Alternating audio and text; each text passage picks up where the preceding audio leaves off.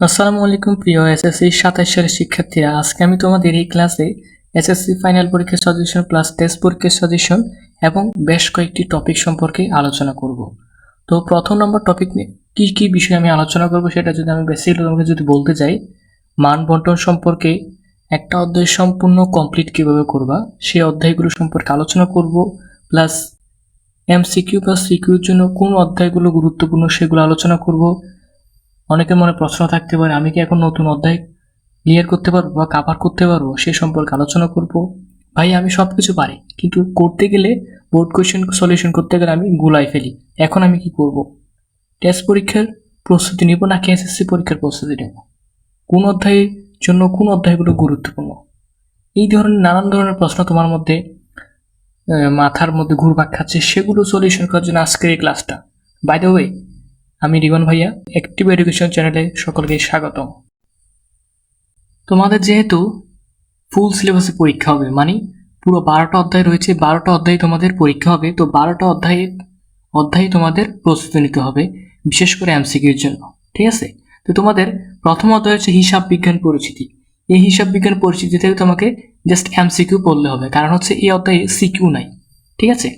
এবং হচ্ছে দ্বিতীয় অধ্যায় লেনদেন, তৃতীয় অধ্যায় দুতরফা দাখিলের পদ্ধতি, চতুর্থ অধ্যায় মূলধন ও মুনাফা জাতীয় লেনদেন, হিসাব, জাবেদা, খতিয়ান, নগদান বই, রেওয়া মিল, আর্থিক বিবরণী, এবং শেষে দুইটা অধ্যায় যে সেটা হচ্ছে পণ্যের ক্রয় মূল্য, উৎপাদন ব্যয় ও বিক্রয় মূল্য।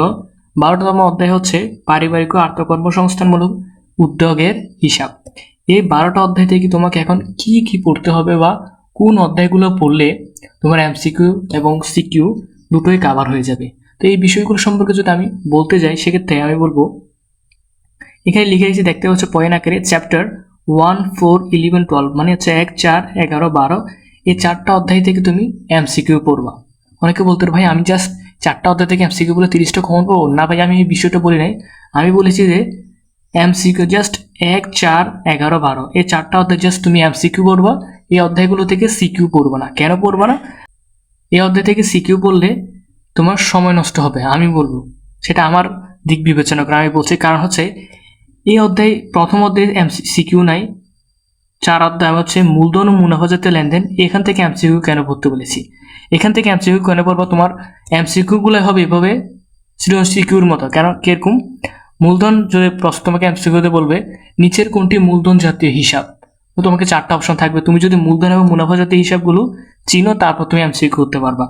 এইগুলো দিয়ে, এই দুইটা প্রশ্ন দিয়ে তোমাকে সিকিউ করা হবে। তো আমি বলবো যে যখন তুমি এমসিকিউ ক্ষেত্রে এমসিকিউ করে সিকিউ পারছো, তো সেক্ষেত্রে আমি সিকিউ করতে তোমাকে বলছি না। ঠিক আছে? এমসিকিউ এই অধ্যায় থেকে এমসিকিউ করলে বেটার হবে। প্রথম অধ্যায় যেতে সিকিউ নাই, এমসিকিউ করবা। এবং 11তম অধ্যায় থেকে আমি এমসিকিউ করতে বলেছি, 12তম অধ্যায় থেকে এমসিকিউ করতে বলেছি। যদিও বা এখানে সিকিউ রয়েছে, বাট এগুলো অনেকে বলতে পারে সহজ। বা সহজ, কিন্তু তুমি করবা না। কেন করবা না? এর থেকে আরো সহজ অধ্যায় রয়েছে। লেনদেন অধ্যায় করো, দুতরফা দাখিলের পদ্ধতি করো, এগুলো অনেক সহজ অধ্যায়। ঠিক আছে? মেইনলি আজকে বলার কারণ হচ্ছে সিকিউর জন্য আমি লিখেছি 2, 3, 5, 6, 7, 8, 9, 10, এখানে টোটাল 8টা অধ্যায় আছে। অনেকে বলতে পারে ভাই 8টা অধ্যায় আমাকে করতে হবে? যদি তোমাকে মান বন্টন সম্পর্কে যদি আমি বলি, তোমার প্রশ্ন প্যাটার্নে দুইটা পার্ট রয়েছে, একটা হচ্ছে ক পার্ট, একটা খ পার্ট। ক পার্টে আর্থিক বিবরণী সম্পর্কে আছে। কারণ আর্থিক বিবরণীতে দুইটা সৃজনশীল থাকে, দুইটা সৃজনশীল দেওয়া হয় বাধ্যতামূলক। 2 নম্বর পার্ট মানে খ পার্টে তোমার রয়েছে বাদ বাকি অধ্যায়গুলো, মানে পুরো 9টা অধ্যায়, 10টা অধ্যায় ধরো। এই 10টা অধ্যায় থেকে তোমাকে 9টা সৃজনশীল আসবে। এই 9টা সৃজনশীল থেকে তোমাকে 5টা সৃজনশীল দিতে হবে। টোটাল হচ্ছে 10 করে হলে 7টার জন্য 70 মার্কস। তো দেখে 30টা এমসিকিউ, টোটাল হচ্ছে 100 মার্কস।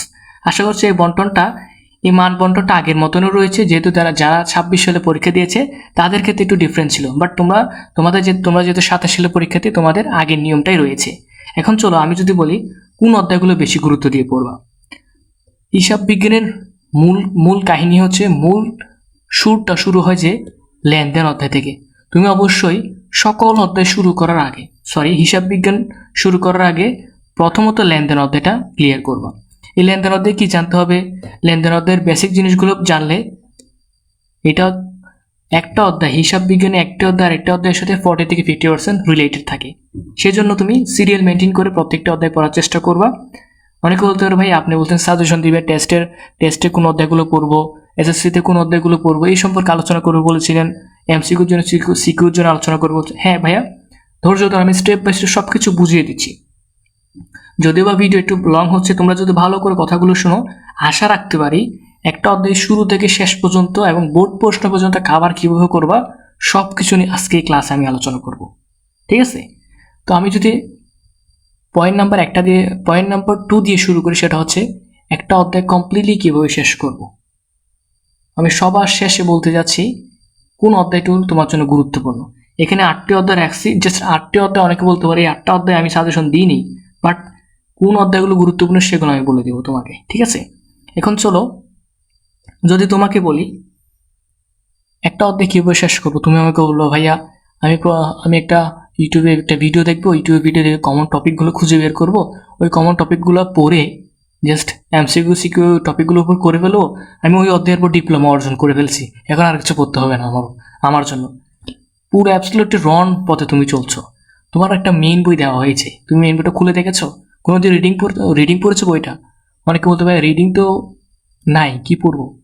রিডিং রয়েছে বিধায় আমি বলছি, তুমি একটা অধ্যায় খুলবা, লেনদেন অধ্যায়, সাপোজ আমি বললাম লেনদেন অধ্যায়টা খুলবা। লেনদেন অধ্যায় খোলার পরে তোমার এখানে ফার্স্ট পেজে নিচে করে দেওয়া আছে এই অধ্যায় শেষে এই টপিকগুলো তুমি জানতে পারবা।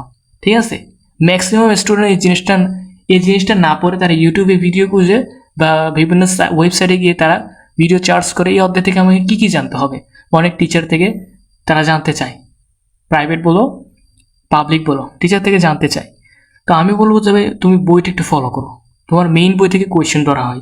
অনেকে বলতে পারো ভাই আমার বোর্ড কোয়েশ্চেনগুলো থেকে না, বিগত সালে বোর্ড কোয়েশ্চেনগুলো তো অ্যানালাইসিস করেই 2-4টা বোর্ড অ্যানালাইসিস করে একটা প্রশ্ন প্যাটার্ন তৈরি করে প্রতি বছর। যখন বোর্ড কোয়েশ্চেন প্রথম শুরু হয়েছিল, কিসের থেকে শুরু হয়েছিল? বই থেকে শুরু হয়েছিল।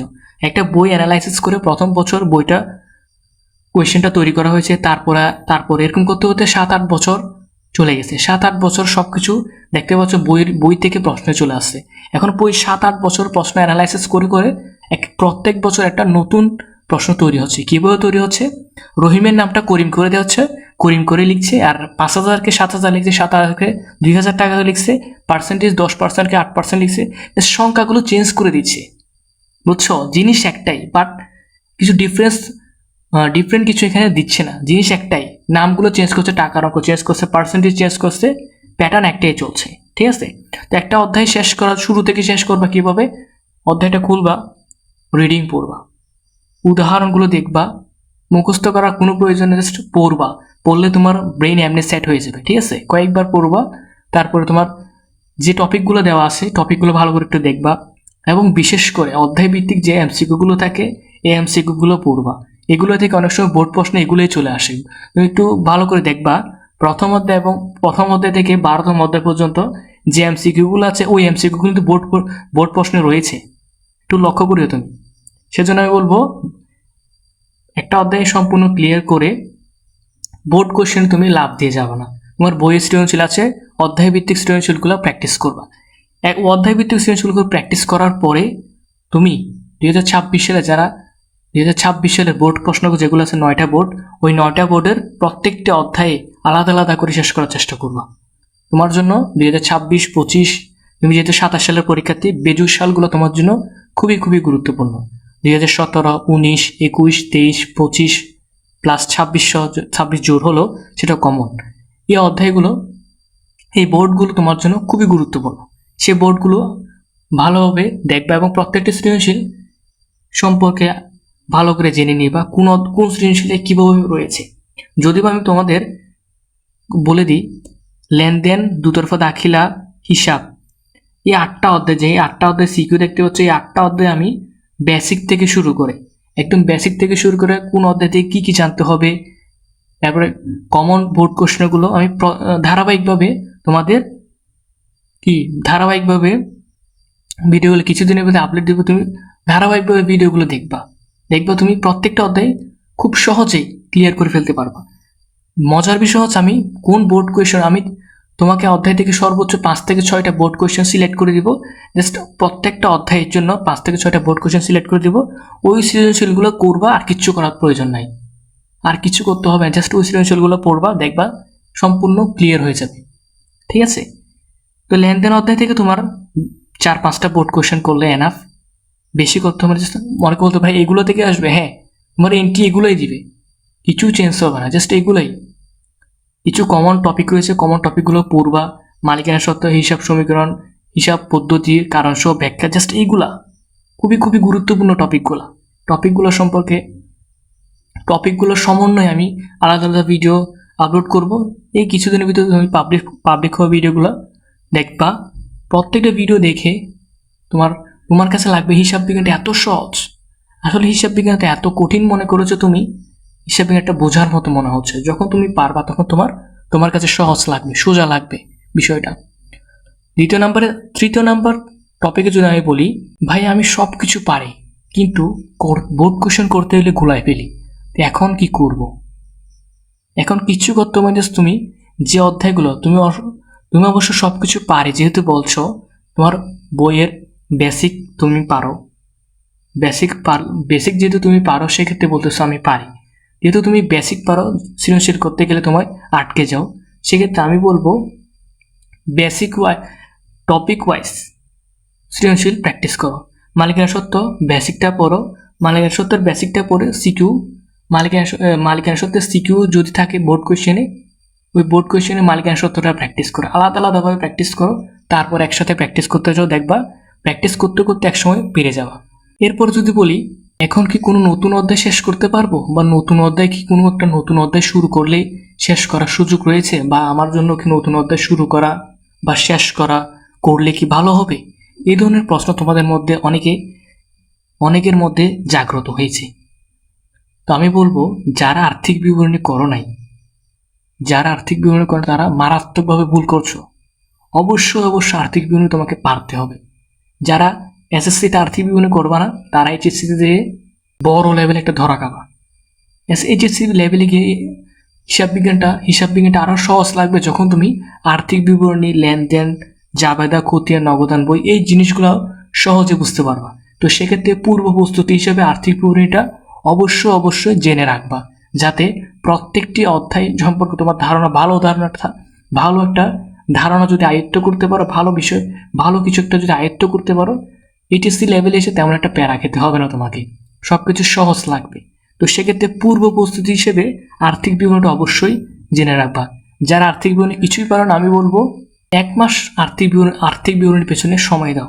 তোমার হাতে যেহেতু আরও 3-4 মাস টেস্ট পরীক্ষার জন্য আছে, টেস্ট পরীক্ষার 1-2 মাস পরে বা নির্দিষ্ট সময় পরে তোমার ফাইনাল পরীক্ষা শুরু হবে, হাতে তোমার 4 হতে 5 মাস সময় আছে সব কিছু মিলিয়ে। তো সব কিছু মিলিয়ে তুমি কিচ্ছু পড়বা, জাস্ট 1 সপ্তাহ হিসাব বিজ্ঞানের আর্থিক বিবরণী করে, 1 সপ্তাহ কোনো বই পড়বা না, জাস্ট অ্যাকাউন্টিংয়ের আর্থিক বিবরণীটা পড়বা। আর্থিক বিবরণীটা কি পড়বা, তোমার বেসিকের সমস্যা থাকলে বেসিক থেকে শুরু করবা। যদি তোমার সমস্যা হয়, আমার এই ইউটিউব চ্যানেলে আর্থিক বিবরণী একটা প্লেলিস্ট আছে, আর্থিক বিবরণী প্লেলিস্টের একদম ভিডিওগুলো আলাদা করে তৈরি করা আছে।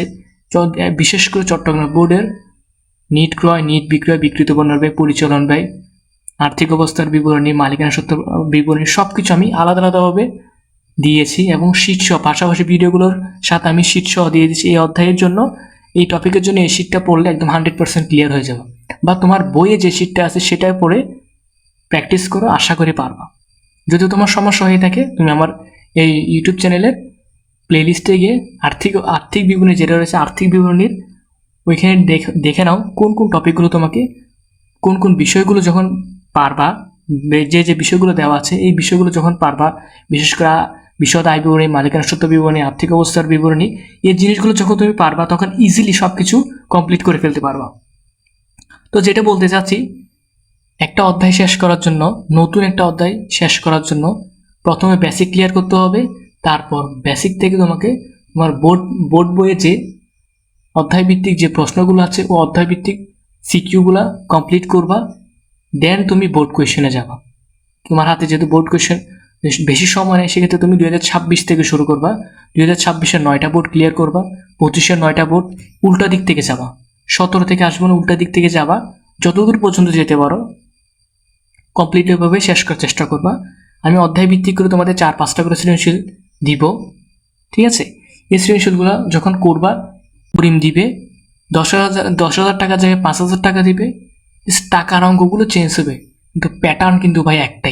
ঠিক আছে? তো সেক্ষেত্রে আমি বলবো আর্থিক বিবরণী কোনোভাবেই স্কিপ করা যাবে না। এই আর্থিক বিবরণীটা যত কঠিন লাগে তোমার কাছে, এই আর্থিক বিবরণীটা একদম ইজি। ঠিক আছে? মাত্র তিনটা জিনিস যখন তুমি পারবা, বিশদ আয় বিবরণী, মালিকানা সত্ত্ব বিবরণী, আর্থিক অবস্থার বিবরণী, এই তিনটা বিষয় যখন তুমি ক্লিয়ার করে ফেলতে পারবা, এখানে আর কিছু কঠিন বলতে কিছু থাকবে না। তা আশা করছি তুমি এই বিষয়গুলো বুঝতে পেরেছ। আর আবার যদি বলি আমি, হিসাব বিজ্ঞান পরিচিতি, মূলধন ও মুনাফাজাতীয় লেনদেন, পণ্যের ক্রয় মূল্য, উৎপাদন ও বিক্রয় মূল্য, পারিবারিক ও আত্মকর্মসংস্থানমূলক উদ্যোগের হিসাব, এই 4টা অধ্যায় তুমি এমসিকিউর জন্য পড়বো। আমি আবারও বলছি, বুঝতে পেরেছি? এমসিকিউর জন্য পড়ো। এখান থেকে সিকিউ তুমি করবা না, সিকিউ করে সময় নষ্ট করবা না। যে এখানে 8টা অধ্যায় দেখতে পাচ্ছ, তোমার হাতে প্রচুর পরিমাণে সময় রয়েছে। শর্ট সাজেশন খুঁজতে যেও না, যেহেতু তোমার ফুল সিলেবাসের পরীক্ষা। বছর পরীক্ষাটা তোমার নতুনভাবে হবে না, জাস্ট আগের নিয়মেই হবে। বাট এই 2026 সালে যারা পরীক্ষা দিয়েছে তাদের প্রশ্নপত্র অবশ্যই দেখেছ। সেক্ষেত্রে তুমি পূর্ব প্রস্তুতি মানে তোমার টেস্ট পরীক্ষা, ফাইনাল পরীক্ষা, আর 2টা পরীক্ষা তোমার রয়েছে, তোমার হাতে রয়েছে। অনেক স্কুলে আরও টেস্ট পরীক্ষার পরে আরেকটা পরীক্ষা হয়, 2-3টা পরীক্ষা যদি বলতে চাই। এই দুইটা পরীক্ষা যদি ধরি, এই 2টা পরীক্ষার আগে যেহেতু তোমার বেশ কিছু সময় রয়েছে, ঠিক আছে? তো সেক্ষেত্রে ওই সময় মাফিক তুমি বুঝে শুনে 8টা অধ্যায় কমপ্লিটলি ক্লিয়ার করে ফেলবা সিকিউর জন্য।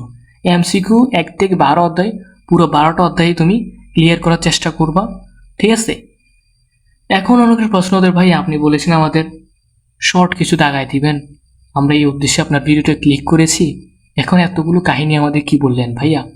আমি তোমাকে যেগুলো তোমার বোঝার উচিত, যেগুলো তুমি বললে তোমার মধ্যে একটা ভুল চিন্তাধারা দূর হবে, সেটাই আমি আলোচনা করেছি, সেটাই বলার চেষ্টা করেছি। লেনদেন, দুতরফা দাখিলা পদ্ধতি, হিসাব, জাবেদা, খতিয়ান, নগদান বই, রেওয়া মিল, আর্থিক বিবরণী, এই অধ্যায়গুলো ছাড়া প্রশ্নপত্র তৈরি করতে পারবে না। প্যাটার্ন একটাই থাকবে, ঠিক আছে?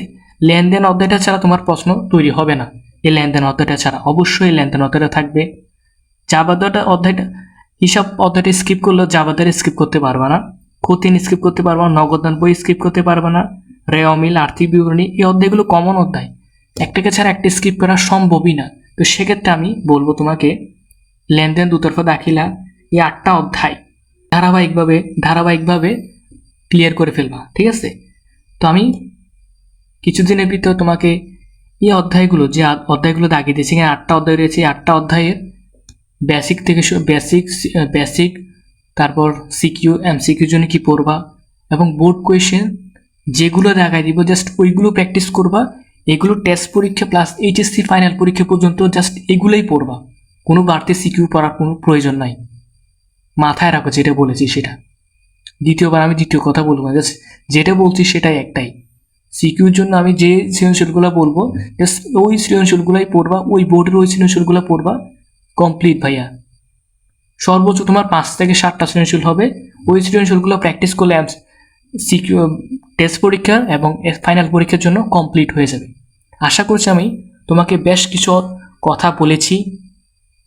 যদি তোমার বুঝতে অসুবিধা হয় বা তোমার বোঝাতে অসুবিধা হয়, ক্ষমাস্বরূপ দৃষ্টিতে দেখবা। কারণ হচ্ছে অনেকের কথা, আমার কথাগুলো খারাপ লাগতে পারে। আমি কি বলেছি তোমাকে, তুমি বোঝার ওয়েটা যদি তুমি জানো, আশা করছি তোমার দিক থেকে তুমি ভালো কিছু একটা বুঝতে পেরেছো। কারণ হচ্ছে আমি তোমাদের ভালো দিক নির্দেশনায় দিয়েছি। 8টা অধ্যায় বলেছি, কারণ হচ্ছে 8টা অধ্যায় ছাড়া প্রশ্নপত্র তৈরি করবে না। 8টা অধ্যায়ে 2টা অধ্যায়, এই একটা অধ্যায় হচ্ছে নবম অধ্যায়, এই নবম অধ্যায়টা বাদ, কারণ হচ্ছে এখান থেকে তোমার 2টা সিকিউ হবে। এই 2টা সিকিউ হাতে রাখো, প্লাস তোমার আর 9টা সৃজনশীল আছে। এই 7টা অধ্যায় আছে এখানে, 1 2 3 4 5 6 7, এই 7টা অধ্যায় থেকে তোমার 9টা সৃজনশীল হবে। এই 9টা থেকে তুমি 5টা সৃজনশীল দিবা, ঠিক আছে? তো সেক্ষেত্রে আমি বলবো কোনো একটা অধ্যায় এখানে স্কিপ করার সুযোগ নাই। প্রত্যেকটা অধ্যায় গুরুত্বপূর্ণ। তুমি যদি চাও হিসাব অধ্যায়টা স্কিপ করতে পারো, বাট ওই হিসাবে 31টা আইটেমের একটা শিট আছে, সম্ভবত ওই আইটেমটা তোমার অবশ্যই লাগবে। ওই অধ্যায়তে কিছু না পড়লেও ওই শিটটা অবশ্যই মাথায় রাখবা, ঠিক আছে? তো আজকে আমি অনেক কিছু আলোচনা করেছি, সব কিছু ভালোভাবে বুঝে শুনে আমার কথাগুলো যদি তুমি দিক নির্দেশনাগুলো যদি চলতে পারো, শুনে চলতে পারো, আমি আশা রাখতে পারি হিসাব বিজ্ঞানে A+ পাওয়া কোনো কঠিন বিষয় না। আশা করছি আমার কথাগুলো কমপ্লিটভাবে বুঝতে পেরেছো। পরবর্তীতে আমি লেনদেন, হিসাব, এই 8টা চ্যাপ্টার সম্পর্কে আলোচনা করব এবং তোমার ফাইন্যান্স অ্যান্ড ব্যাংকিং যে চ্যাপ্টার সাবজেক্টটি রয়েছে এই সাবজেক্টের উপর আমি সাজেশনমূলক ভিডিও দিব, প্লাস অধ্যায়ভিত্তিক বেসিক্স অ্যাড করে কমন সিকিউগুলো পড়লে কোনগুলো পড়লে ক্লিয়ার হয়ে যাবে সেম এটার মতো আমি ক্লাস দিব ফিনান্সেরও। তো ওইটার জন্য অপেক্ষা করো, কিছুদিনের ভিতরে সব কিছু পেয়ে যাবা।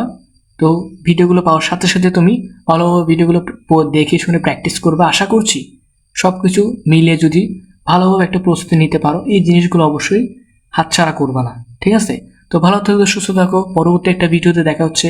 আল্লাহ হাফেজ।